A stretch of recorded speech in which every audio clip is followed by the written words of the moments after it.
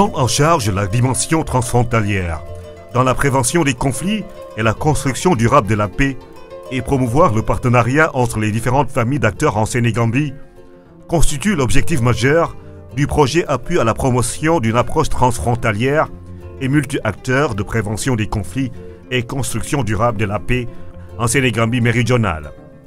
Financé par la coopération autrichienne pour le développement et exécuté par Endajapol dans les régions frontalières, Kolda, Sédhiou et Ziguinchor pour le Sénégal, Western Region, Lower Region et Upper River Region en Gambie, de Kashiou, Oyo et Bafata en Guinée-Bissau. C'est un programme qui est soutenu financièrement par l'Agence autrichienne de développement, qui est un programme qui s'articule autour de 4 principaux résultats. Donc le premier consiste tout simplement à amener les acteurs qui évoluent dans les zones transfrontalières à bien comprendre les enjeux et les défis qui les interpellent et à nouer entre eux un partenariat durable pour répondre efficacement aux problématiques qui les interpellent. Ces problématiques sont multiples et dépassent les frontières entre les États, d'où l'exigence d'une collaboration franche et durable entre acteurs de part et d'autre des frontières du Sénégal, de la Gambie et de la Guinée-Bissau. Pour la mise en œuvre de ce projet, Endajapol s'est associé avec les ONG Afrique Enjeu du Sénégal et Tango de la Gambie. Ce projet ciblant les autorités locales et administratives de ces régions et les organisations locales des zones frontalières réunies autour d'une plateforme des organisations locales des zones transfrontalières du Sénégal, de la Gambie et de la Guinée-Bissau. Cela a permis d'identifier collectivement les enjeux, défis et contraintes de la gouvernance multi-acteurs des espaces frontaliers sur les questions de paix, de sécurité et de développement durable. Une préoccupation prise en charge à travers des ateliers de renforcement de capacité des acteurs non étatiques, des acteurs locaux et autres organisations locales des zones transfrontalières. Nous avons participé à des sessions de formation ensemble avec les autorités. Nous avons participé aussi à des sessions de formation par rapport au plaidoyer, mais aussi nous avons aussi participé à des sessions de formation pour voir quelle est la stratégie ou les mécanismes appropriés pour pouvoir quand même avoir un bon voisinage entre les populations que nous représentons et les autorités administratives et les autorités locales. Les organisations de la société civile, les autorités locales et les autorités administratives ont travaillé dans ce projet pendant 2 ans. Alors, pour voir du point de vue de la base ce qui ressort en termes de besoins au niveau de la base et le combiner aussi avec le sommet pour voir réellement quelle orientation donner, n'est-ce pas, à cette approche-là au niveau frontalier. Au niveau de ce projet, il y a eu un important paquet de formation pour le renforcement de capacités. Mais on s'est rendu compte, avec la stratégie adoptée, qui a été effectivement de démultiplier cette formation à la base, les femmes en ont largement profité, constituant entre 50 et 70% des participantes au niveau de la démultiplication de ces formations, que ce soit sur l'entrepreneuriat, que cela soit sur le plaidoyer, que cela soit véritablement sur une analyse plus globale du conflit et des préoccupations des femmes dans les zones transfrontalières. Elles ont véritablement profité donc, de ces formations. À cet effet, une série de formations en management de projets transfrontaliers, en recherche de fonds, fundraising, en technique de gestion de partenariat et de plaidoyer a également été intégrée dans ces sessions de renforcement de capacité, avec notamment l'organisation d'un atelier sur le plaidoyer politique déroulé dans le but de renforcer les capacités des membres de la plateforme des OLZT. Ces formations leur ont permis d'avoir des stratégies d'action plus organisées et très efficientes. D'un atelier à un autre en matière de capacitation, nous voyons tous que les organisations que nous sommes ne pourraient pas en tout cas, se développer, se rendre plus autonomes, sans ils n'ont pas, n'est-ce pas, ces capacités de formation. C'est pour cela que nous pouvons tirer beaucoup d'intérêt, n'est-ce pas, dans ce projet de ENDA. Et qu'au-delà, après ces formations, nous nous sommes rendus compte effectivement que nous avons quand même des leviers fondamentaux en matière de connaissances pour véritablement bâtir des organisations fortes et une plateforme qui pourrait s'imposer quelque part dans cet espace de conquête des partenaires et leur permettant d'être utiles véritablement dans nos espaces communautaires et servir toujours nos populations à la base. Les questions les plus fondamentales, ce sont des questions transfrontalières et qui sont des questions d'actualité. Parce que la libre circulation des personnes et des biens, avec les nombreuses tracasseries que nous rencontrons au niveau des frontières, la gestion concertée des forêts, et aussi le vol des bétails, sont tant d'activités et d'activités qui ont eu à nous préoccuper pendant ces moments de partage avec des autorités gambiennes, guinéo-bissauiennes et sénégalais. Nous avons compris que la paix, ce n'est pas quelque chose qui vient du sommet. La paix, ceux qui sont ensemble, qui sont voisins, entre deux familles, ils doivent construire la paix. Et nous sommes voisins à la Guinée-Bissau et nous avons opté de construire cette paix-là. Donc c'est à partir des villages, à partir de nos familles que nous allons construire cette paix-là. Que chacun comprenne que, en tout cas, la frontière ne doit pas nous diviser. Que chacun comprenne que c'est le puits frontalier qui est là-bas ne doit pas nous diviser. Que les gens comprennent aussi que la forêt qui est là, cette forêt de Bafata, les autres forêts ne doivent pas nous diviser. Que la gestion de ces forêts-là incombe tout le monde. Donc, il y a une prise de conscience en tout cas qui est née aujourd'hui, qui font qu'aujourd'hui, même dans le cadre de la circulation des biens et des personnes, il y a eu beaucoup d'améliorations à partir donc de ce projet. Mesdames, Messieurs, bonjour et bienvenue dans votre émission Dialogue transfrontalier, l'émission qui entre dans le cadre du projet Approche multi-acteurs dans la construction de la paix et des résolutions des conflits en Sénégambie méridionale, une émission de ENDA Diapol avec ses partenaires Afrique en jeu et l'ONG Tango. Le premier numéro reçoit aujourd'hui le chargé de mission d'ENDA Diapol, Latif Amadi Diatta. Monsieur Diatta, bonjour. Bonjour, monsieur Gassama. Voilà, merci d'accepter cette invitation. On l'a dit, nous démarrons une série d'émissions dans le cadre du partenariat qui nous lie dans le projet Approche multi-acteurs. Est-ce que vous pouvez revenir un peu sur le pourquoi de ce projet et surtout le partenariat avec les radios? Par ailleurs, le projet s'est investi dans la promotion d'une citoyenneté transnationale, un registre dans lequel l'action des radios trouve toute sa pertinence. Des conventions de partenariat signées avec une vingtaine de radios communautaires et privées des 3 pays concernés pour produire et diffuser plus de 200 émissions qui ont permis à ces canaux de communication de lever les contraintes et équivoques sur le chemin de la vulgarisation de la citoyenneté communautaire et de la construction de la paix. Les radios jouent un rôle déterminant et nous permettent d'accéder aux populations les plus reculées grâce aux appuis reçus, néanmoins pas financiers, mais matériels de documentation qui nous permettent de produire un programme pour que la population puisse s'y sentir. À travers nos émissions appelées La Voix de la communication, nous essayons d'échanger avec la population, mais nous invitons également l'association Balia et les autorités locales en les faisant participer par téléphone. Participer à travers des téléphones. Beaucoup de conflits se passent souvent le long de la frontière.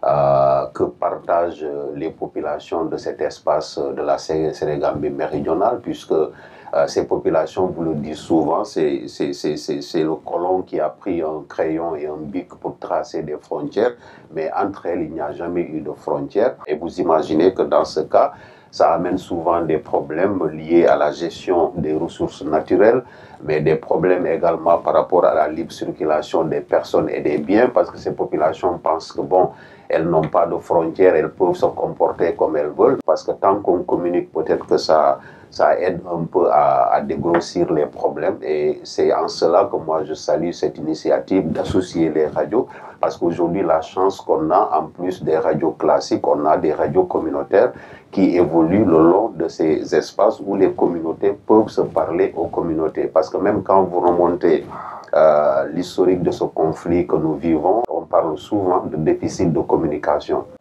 Parce que les populations n'avaient pas d'espace pour s'exprimer, d'espace pour poser leurs préoccupations, mais d'espace aussi pour ne serait-ce que ressortir, parler de leurs ressentis, toutes choses qui les ont amenés à ne plus avoir d'interlocuteurs et à vouloir s'exprimer d'une autre manière.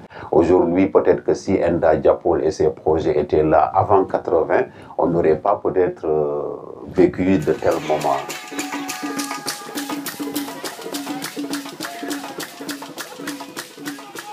Le défi du raffermissement des relations de bon voisinage a par ailleurs orienté les organisations locales des zones transfrontalières et Enda Diapol vers le développement d'activités culturelles telles que le Festival des peuples frontaliers qui a connu un succès transnational et qui s'est déroulé à Séléti dans la commune de Kataba 1 au Sénégal. Très tôt, nous avons compris que le festival est un cadre important qui nous permet de regrouper un bon nombre de populations. Mais regrouper les populations, ça nous permet aussi d'expliquer, de sensibiliser, mais aussi de faire le plaidoyer au niveau des autorités. Si demain ou après-demain on a les moyens, le souhait pour nous, c'est d'organiser à chaque fois des festivals pour profiter et sensibiliser les populations sur d'abord les différentes réglementations instaurées par nos États, mais aussi la loi de la CEDEAO.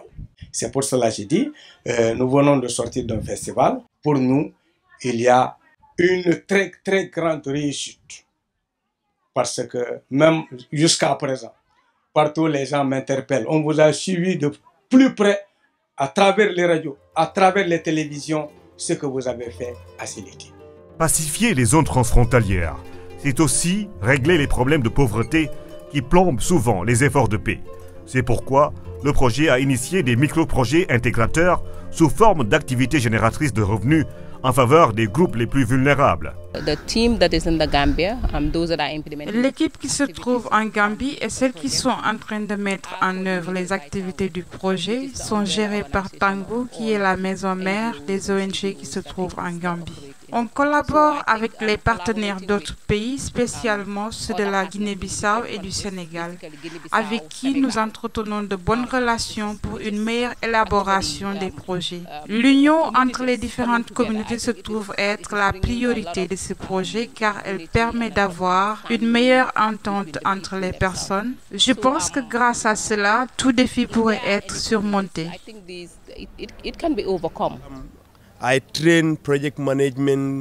J'ai suivi une formation en management et en élaboration des projets, en recherche de fonds, en management des conflits et sur la construction de la paix au niveau frontalier. Ce sont des formations que j'ai faites avec Enda Diapol. J'en ai tiré beaucoup d'expérience car elles m'ont permis de connaître le Sénégal, la Casamance, la Guinée-Bissau et m'a permis d'être connu aussi par les Gambiens. En somme, Enda Diapol m'a projeté à un niveau que je n'espérais même pas atteindre.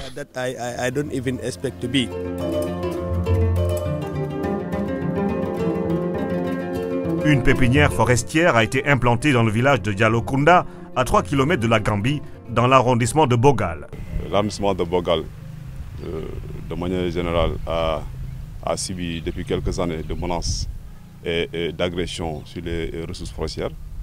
Et aujourd'hui, avec l'appui des ONG comme Enda Diapol, dans son volet appui à la promotion d'une approche transfrontalière, a eu donc à mener des activités dans la zone pour arriver à restaurer des espaces forestiers. Et pour mener à bien ce projet, Enda a mis en place des associations autour de cette plateforme, à savoir ADACT de Djamokota et AVP de Dialokunda et Kamben Kafo donc de Medina Wandifa. À ce point, nous avons eu à réaliser donc, un périmètre de 600 mètres carrés. Et des activités internes ont été menées et surtout les actes de suivi et de surveillance. Et aussi des activités de reboisement ont été menées. Et aussi enfin dans la protection des espaces reboisés.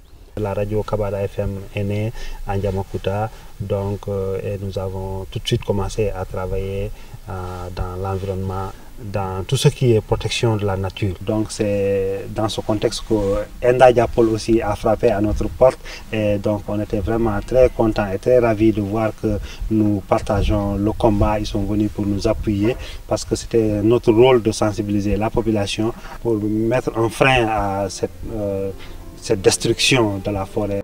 Un bloc maraîcher mis en place à la frontière Sénégal-Gambie dans les villages frontaliers de Touba Tranquille et Dar Salamé, deux communautés séparées certes par la frontière qui ont connu jadis de réels problèmes de cohabitation et qui aujourd'hui, grâce à ce projet d'Enda Diapol, partagent les mêmes réalités existentielles et un commun vouloir de vie commune. Cette frontière a connu beaucoup de problèmes.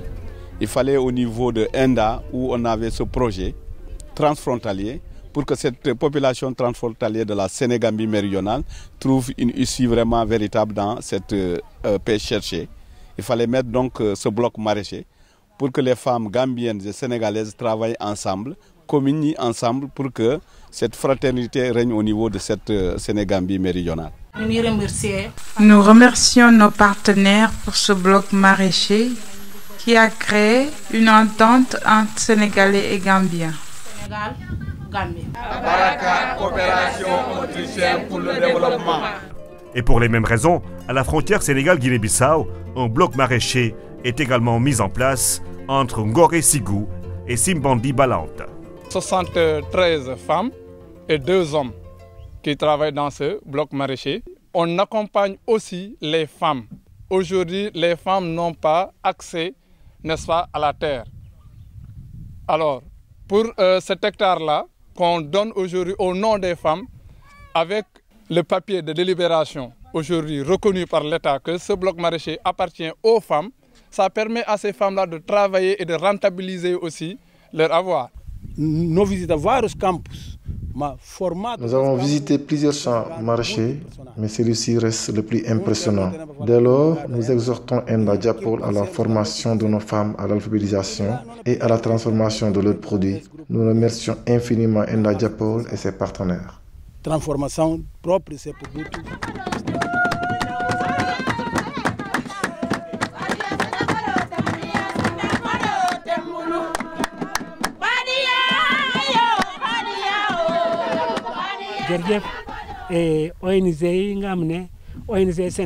Merci aux ONG du Sénégal, Enda, Afrique en jeu et Tango de la Gambie. Nous sommes une même famille, ce sont les colons qui nous ont tracé ces frontières. Si tu regardes, il n'y a que 200 mètres qui nous séparent. Si tu prends le sable du Sénégal et de la Guinée-Bissau, il n'y a pas de différence. C'est pourquoi je dis que c'est les colons qui nous ont séparés. Ici, on ne sait même pas qui est sénégalais et qui est guinéen. Là, je parle wolof et les gens vont penser que je suis sénégalais. C'est ici que je suis née et grandi. Depuis mon enfance, je vois ma mère travailler la terre. Et nous aussi, c'est ce que nous faisons aujourd'hui. Nous étions fatigués, mais Enda Diapol nous a aidés en nous donnant du matériel pour le maraîchage. Nous les remercions pour ses efforts. À nos officiels du Sénégal, nous sommes des réfugiés sénégalais installés en Guinée-Bissau. Enda Diapol et ses partenaires sont allés à notre recherche, ils sont imprégnés de nos difficultés et ont mis à notre disposition un champ maraîcher qui occupe nos femmes qui n'avaient pas d'activité auparavant. Nous remercions infiniment Enda Diapol et ses partenaires.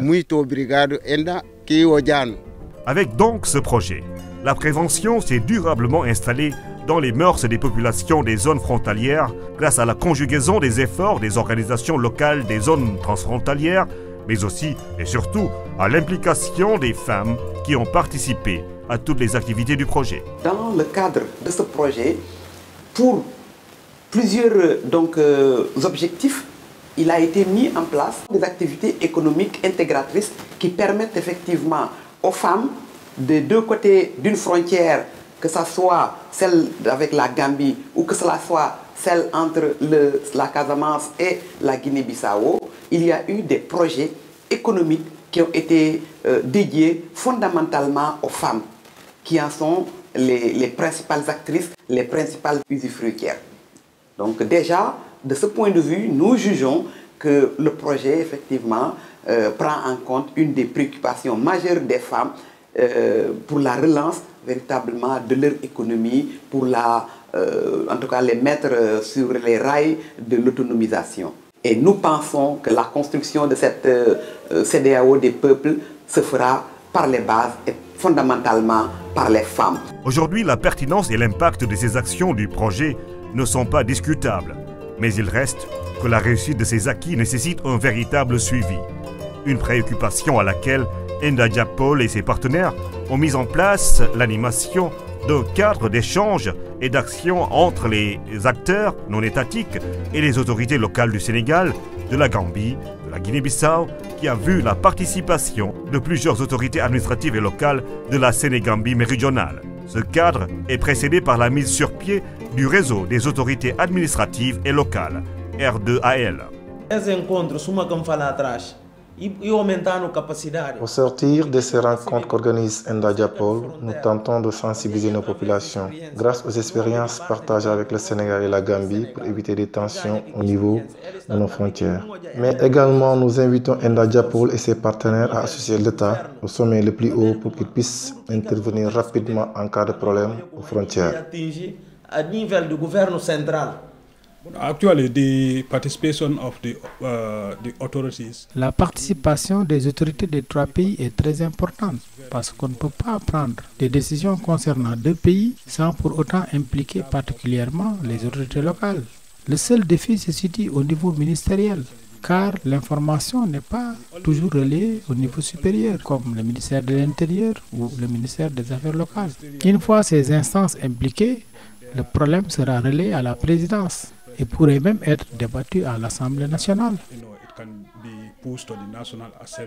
Le projet a su mobiliser en tout cas des forces vives que sont les autorités administratives et locales, les organisations locales qui œuvrent au niveau de la frontière ou des frontières plus précisément de la Sénégambie méridionale, mais aussi les radios communautaires.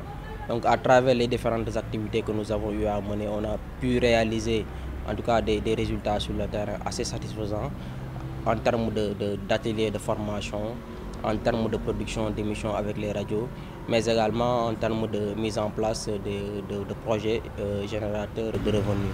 À ce stade du projet, vraiment, on peut se satisfaire, disons, des résultats obtenus. La qualification de toutes ces actions à travers le projet appuie à la promotion d'une approche transfrontalière et multi-acteurs de prévention des conflits et construction durable de la paix en Sénégambie méridionale a été un véritable outil de compréhension et d'action sur les grandes tendances et défis multiformes qui assaillent ces zones vulnérables pour la promotion d'une citoyenneté transnationale qui a contribué au raffermissement des liens de solidarité et de bon voisinage dans les deux zones transfrontalières de la Sénégambie méridionale. Dans l'horizon 2020 de la CEDEAO, qui consiste au passage de la CEDEAO des États vers la CEDEAO des peuples, cela exige que les communautés qui sont dans les zones transfrontalières constituent le premier échelon du processus d'intégration régionale. Et ce n'est pas encore le cas. Et dans le cadre de ce projet, nous avons mené une étude qui a permis de diagnostiquer les bases juridiques et institutionnelles en termes de gestion des espaces transfrontaliers.